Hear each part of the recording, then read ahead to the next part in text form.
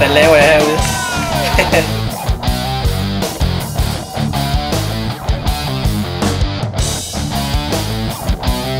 Men det er rigtig godt, det her liv. Det har aldrig været meget bedre, end det er lige nu.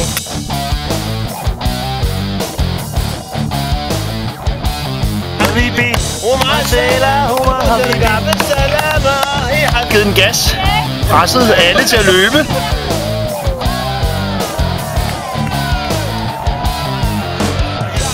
Nu begynder man at få lidt babler og lidt afrevne negle. Udfordringen i dag er sidste checkpoint, og til camp der er 14 kilometer. Hvor skal vi gå? Fucking langt.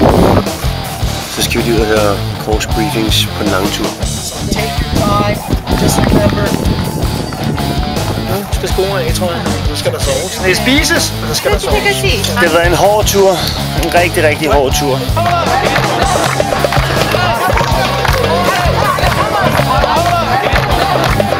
Man er godt smadret af sine stænger lige i øjeblikket. Det er et spørgsmål at slå knuppen fra og blive en maskine.